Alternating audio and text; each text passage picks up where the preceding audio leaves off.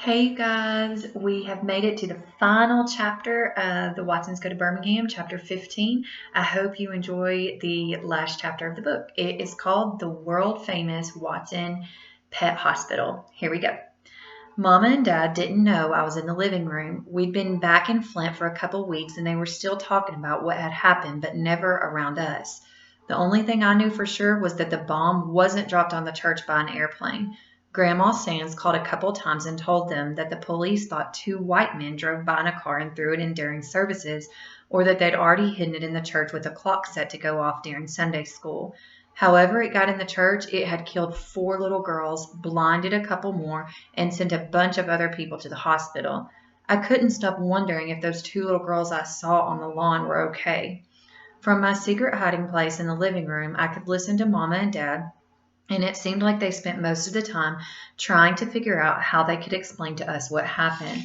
Some of the time they were mad, and some of the time they were calm, and some of the time they just sat on the couch and cried. Even though none of us kids got hurt by the bomb, they acted like they were worried about us. They weren't too worried about Byron and weren't worried at all about Joey. We'd all agreed not to tell her what had happened at the church and had left Birmingham that night before she had a chance to find anything out.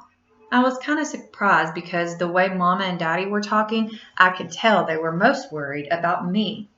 They came out of the kitchen and sat on the couch. I knew they were talking about me again. Mama said, "He's been disappearing, Daniel. Hours go by and I don't know where he is. What's he say when you ask him where he's been? He tells me he hasn't been anywhere. He says I shouldn't worry. It's so strange. I call him and he's nowhere to be found, but a few minutes later he just pops up. Doesn't Byron know where he goes? He says he doesn't. He is being awfully quiet. Something's wrong. I wonder if Mr. Roberts' friend was right. I wonder if he really did see Kenny in that church afterward. Lord, who knows what that poor baby saw? Willona, he says he only left Grandma Sands to tell us Joey was okay. I don't know. What can we do? But Joey swears it was him she followed away from there. And you know that child would just as soon die as lie. I wish I knew where he goes and why. I had been disappearing, but Mama really didn't need to worry. I wasn't going anywhere. I'd just been going behind the couch for a little while every day. There was a big enough space between the couch and the wall for me to squeeze in back there and just sit in a little ball. It was quiet and dark and still back there. Byron called this little area the world-famous Watson Pet Hospital, and he made me and Joey believe that magic powers, genies, and angels all lived back there. I was waiting to see if that was true. He started calling it the world-famous Watson Pet Hospital after we noticed that if something bad happened to one of our dogs or cats, they just automatically knew they had to crawl in that space and wait to see if they were going to get better. Since Mama and Dad had told us that animal doctors cost about $1,000 each time you went to them, our pets knew they wouldn't be seeing any veterinarians, and the most help they could get was to crawl behind the couch and see if they could make a deal with the magic powers there.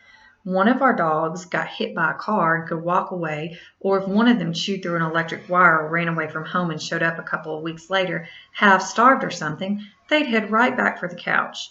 If one of our cats got beat up by a dog or spent too much time throwing up disgusting pieces of things or got thrown out of a tree or something, they'd zip right straight into the Watson world-famous pet hospital. Those times when one of our pets got hurt, I'd wake up the next morning, run out to the living room, and climb up on the back of the couch and look over to see how it was going. If I looked down there and the dog looked up at me with sad eyes and banged his tail a couple times before he put his head back down, or if the cat looked up and hissed at me, I knew they'd made it through their first night and the magic powers were probably going to keep them alive. If, when I looked behind the couch, I just saw a crumpled up yellow towel where the dog or cat had been laying, I knew Mama would soon be telling us that Sufty or Fluffy or Scamp or Lady or whoever the patient was hadn't done too well and would be spending the rest of the time running around happily in a cat or dog heaven. But I knew better. I knew this was some made-up garbage. I knew the magic powers had decided not to keep the animal alive, and Dad had got rid of the body before we woke up. It was kind of strange because whatever it was that was behind the couch seemed to work best on dogs. Whenever dogs survived the world-famous Watson Pet Hospital, they always came out a lot friendlier. When they came out, they might walk kind of funny, but it seemed like they all wanted to do was lick you and wobble around after you wherever you went. Blackie'd been in the hospital twice, and he got along great with everyone now, even strangers, even cats.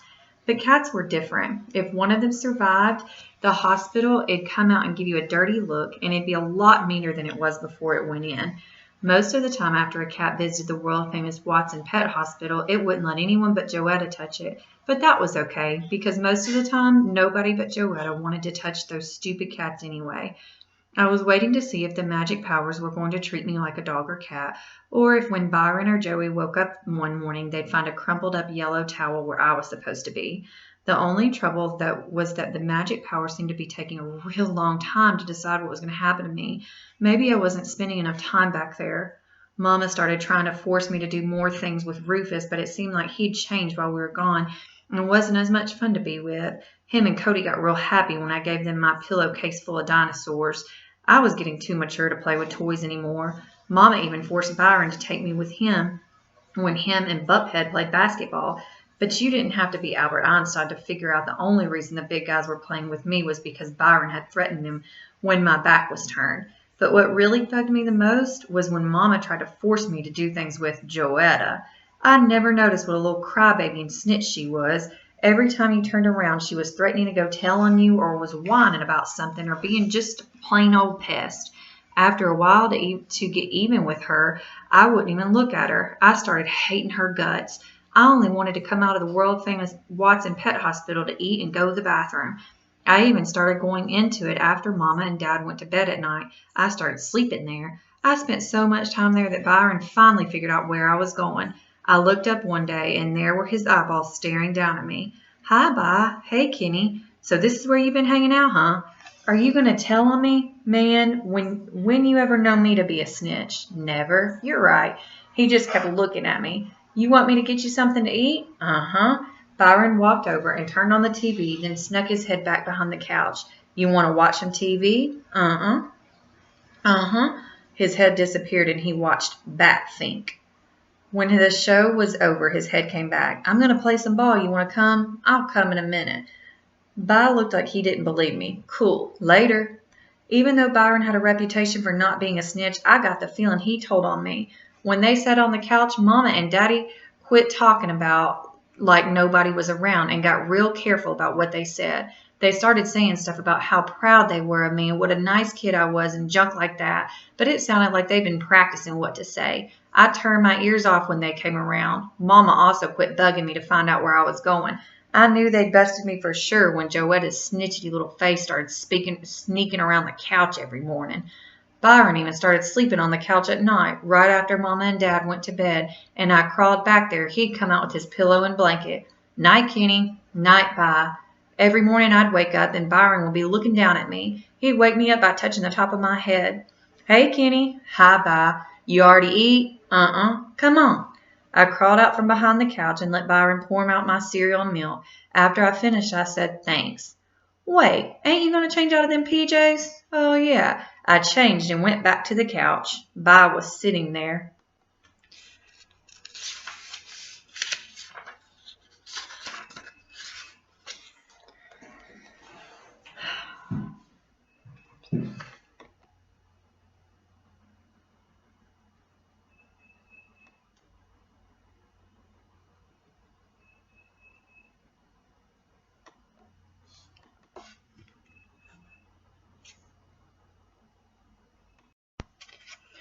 Hold on, Kenny. Watch some cartoons with me. Okay, I will in a minute. Byron grabbed my arm before I could crawl behind the couch. Nah, man, at least stay for Felix the cat. Okay. I sat next to him on the couch. When Felix was over, I thought Bi would force me to watch more cartoons, but he didn't. He let me crawl back behind the couch. Check you out later, Kenny. See ya, Bi. As much time as Byron started spending on the couch, I thought I was going to have to make room for a bed for him in the world-famous Watson Pet Hospital. Every time I look up, he'd be there, and we'd have to go eat or watch some TV or go to Mitchell's for something or change clothes, stuff like that. One day his head popped over the back of the couch, and he said, "Come on, I got something to show you." I knew I had to go. If I wouldn't, he'd pull me out by my legs. I followed Byron upstairs into the bathroom, and he stood in front of the sink and looked in the mirror. He scrunched his face up so he could see the bottom of his chin. Then he took his thumb and finger and felt around there. He smiled and real slow pulled the thumb out and finger away. "Check out this, Jack." I looked real close, and there was a long, long, skinny black hair growing out of Byron's chin. He held it like it was worth $1,000,000. And there's another one coming out, too. This made me wonder about my mustache. I hadn't looked at it for a long time and thought it might be pretty long by now. I climbed up on the toilet and leaned over the sink to see. Maybe it was because I hadn't looked in the mirror for a long time, but as soon as I saw myself with my lazy eyes still being lazy and my face looking so sad, I slammed my eyes shut and started crying. I even fell off the toilet. Byron caught me and set me on the floor. He knew this was some real embarrassing stuff, so he closed the bathroom door and sat on the tub and waited for me to stop, but I couldn't. I felt like someone had pulled a plug on me, and every tear inside was rushing out. If there was a forest fire somewhere all smoky, the bear would have to do was hold me upside down over it, and the fire wouldn't have a chance. Byron sat next to me on the floor and put my head in his lap. I still couldn't stop, even though I was soaking him worse than Joey ever drooled on anybody. It was real embarrassing. I'm sorry, Bi. Shut up and cry if you want. That sounded like a real good idea, so I did. I think I cried for about 200 hours. Why would they do that, Byron? I was sounding real bad. My throat was jumping around in my neck and making a bunch of weird noises. Why would they hurt some little kids like that? He waited a long time before he answered. I don't know, Kenny. Mama and Dad say they can't help themselves. They did it because they're sick. But I don't know. I ain't never heard of no sickness that makes you kill little girls just because you don't want them in your school. I don't think they're sick at all. I think they just let hate eat them up and turn them into monsters. But it's okay now. They can't hurt you here. It's all right. My Adam's apple felt like it was going to blow a hole in my throat, but I said, I did go by the church, Bi. I saw what happened. I saw 2 of those little girls. I thought Joey got killed too. We all did, Kenny. There ain't nothing wrong with being sad or scared about that. I'm sad about it too. I got real scared too. But, man, no one's going to hurt you here, Kenny. But, Bi. I tried to think how to say it. I'm not scared. I'm just real ashamed of myself. That was it. That was the main thing I'd finally found out from being a patient in the world-famous Watson Pet Hospital. Kenny, you ain't got nothing to be ashamed of. But you don't know what happened, Byron. You don't know what I did. Man, everybody cried. Mama was crying. Dad was scared. He cried too. That was some real scary stuff. That was some real sad stuff. He still didn't understand. Byron, I left Joey. I thought the Woolpool had her instead of fighting for him like you did. I left. I ran from him. How come you were brave enough to fight him and all I could do was run? All I could save was a shoe, a stupid ripped up shoe. I couldn't stop crying. Aw, man, you ain't gonna start talking about that Woolpool mess again, are you? I told you the Woolpool was some made-up garbage. I told you the only one I was fighting in that water was your stupid little behind. Wasn't no one in that water but you and me. That's what you think, Bob, but I know better. I've seen him twice. I couldn't believe Byron was still talking to me. Most of the time, if I started sounding weepy and whiny, he'd take right off. Look, Kenny, if you don't quit talking that Woolpool nonsense, I'm going to leave you in here to cry all alone. There ain't no such thing as a Woolpoo. Then he got stopped, sounded all mean, and said, and there ain't no such thing as magic powers neither. I was surprised he brought up the magic powers. You think I don't know why you've been hanging out behind that couch? He grabbed my ear and twisted my head until I had to look at him. You think I don't know you wait for some stupid magic powers or genies or angel to make you feel better? Dig this. You can wait behind that couch for the rest of your life and ain't no magic powers going to come back there and make you feel nothing. Only thing that's going to happen back there is that you're going to stunt your growth from being a little ball all day. He pulled my ear to make sure I was listening. If you've been spending so much time thinking about how you didn't save Joey, why don't you stop and think about why she wasn't in that church? Why don't you spend some time thinking about who it was that led her away? But it wasn't me, Byron. I never... Man, shut up and listen. He twisted my ear to make me be quiet. Ain't no genies in this world, Kenny. Ain't no magic powers there. Ain't even no angels. Not even in this neighborhood anyway. Man, I just don't get you. You're supposed to be the one who's smart. How can you believe in something as stupid as magic powers and genies living behind a couch, but not believe it was part of you that took Joey out of that church? Byron started throwing me curveballs. If you hadn't have been born, who would have took her away from that bomb? No one. If you hadn't have been born and she walked out of that hot church and saw some stranger waving at her from across the street, you think she would have followed him? Heck no. She'd have gone right back in there. If you hadn't have been born, who would have gone in that church to see if Joey really was in there? Me and Mama and Dad was all too scared. You was the only one brave enough to go in there. Every time he made a point, he twisted my ear to make me understand better. But Byron, it's just not fair. What about those other kids? You know, they had brothers and sisters and moms and daddies who loved them just as much as we love Joey. How come no one came out and got them out of church? How's it fair? How come their relatives couldn't come and warn them? Byron let go of my ear and thought for a second. Kenny, things ain't ever going to be fair. How's it fair that two grown men could hate Negroes so much that they'd kill some kids just to stop them from going to school? How's it fair that even though the cops down there might know who did it, nothing will probably ever happen to those men? It ain't. But you just got to understand that's the way it is and keep on stepping. Byron let me snip and wipe my hands across my eyes before he slid my head back into the linoleum and stood up. He went over and got some toilet paper and wiped my tears and my boogers off his legs. Then he let a couple sheets of toilet paper float down and land on me, and he said, blow your nose, wash your face. You've been behind that couch long enough. It's about time you cut this mess out. Mama and Daddy beginning to think your little behind is seriously on the blink. Today is the day you check out of the world-famous Watson Pet Hospital. Don't let me catch you back there no more. You ain't got no cause to be ashamed or scared of nothing. You smart enough to figure this out on your own. Besides, you getting the word from the top wolf himself. You gonna be all right, baby bruh. I swear for God.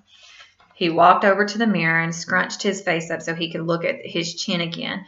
Then he used his thumb and finger to pull that long, skinny black hair out a little bit. He let the hair go, smiled at himself, and ran his hands along his head like he was brushing his hair. Shoot, he said. I sure wish someone would come clean and tell me who my real folks was.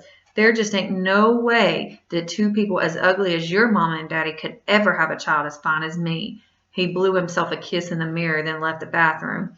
Before he shut the door, I could see that Mama and Daddy and Joey were standing there in a little knot, trying not to let me know they were eavesdropping. Mama whispered, "What's going on, Bi? Why is Kenny crying like that? Is he okay?" He told her, "Kenny's going to be cool. He's related to me, ain't he?" Byron Watson, how many times am I going to have to tell you to stop saying ain't? Some of the time it was hard to figure Byron out. He was very right about some things, and he was very wrong about some things. He was very wrong when he said the wool pool was something he made up. If he'd ever had his ankle grabbed by it, he'd know it was real. If he'd seen the way it was crouched down, crawling around in the dust and the smoke in that church in Birmingham, he'd know it wasn't some made-up garbage. If he'd ever seen those horrible toes, he'd know the wool pool was as serious as a heart attack. He was also very wrong about there not being anything like magic powers or genies or angels. Maybe those weren't the things that could make a run-over dog walk without wobbling, but they were out there. Maybe they were in the way your father smiled at you, even though after you messed something up real bad.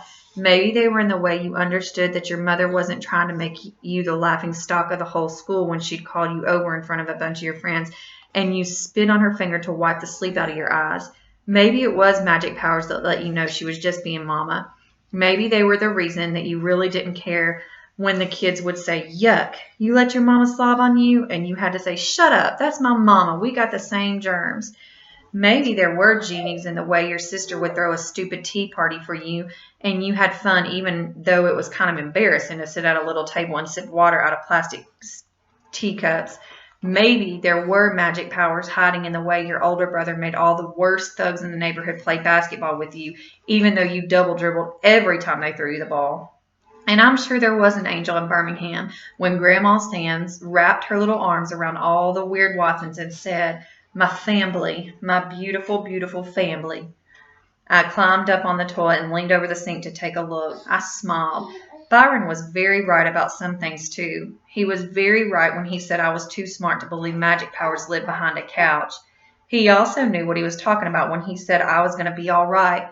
Joetta banged on the bathroom door. "Kenny, Byron said you're feeling much better now. If that's right, come on out. I got to use the bathroom real bad." She said real like it had a million letters in it.